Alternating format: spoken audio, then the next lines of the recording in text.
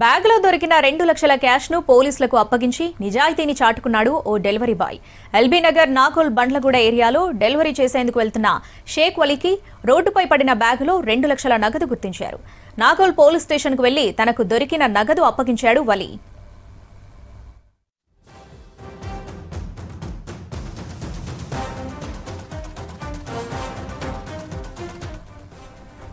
Pharmacy కంపెనీకి సంబంధించిన 5 లక్షల క్యాష్ను బ్యాంక్లో డిపాజిట్ చేసేందుకు వెళ్తున్న ప్రశాంత్ రోడ్డుపై 2 లక్షలు పోగొట్టుకున్నాడు.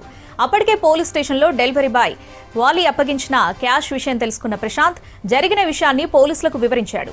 బాధితుడు ప్రశాంత్కు వలీ చేతుల మీదుగానే డబ్బులు ఇప్పించారు నాగోల్ పోలీసులు.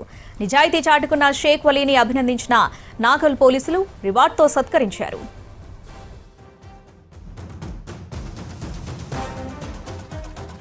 పరిధిలో ఈరోజు ఉదయం 9:30 గంటలకి రామకృష్ణ అనే వ్యక్తి తన యొక్క మెడికల్ షాప్కి ఒక 5 లక్షల రూపాయలు తన యొక్క స్ప్లెండర్ బైక్ యొక్క పెట్రోల్ ట్యాంక్ కవర్లో పెట్టుకొని వెళ్తున్నాడు. ఆ సందర్భంలో ఆ పెట్రోల్ ట్యాంక్ కవర్ నుంచి ఒక 5 లక్షల రూపాయలు ఉంటే దాంట్లో 5 lakhs రూపీస్ కింద పడుతూ పోయినవి. వెనుక నుంచి జప్టో చేసే వలి అనే వ్యక్తి చదువుకుంది 4వ తరగతి. తన నిజాయితీగా ఆ యొక్క డబ్బులు తీసుకొని మన నాగోల్ పోలీస్ స్టేషన్కి రావడం జరిగింది. 2 లక్షల రూపాయలు తీసుకొని రావడం జరిగింది.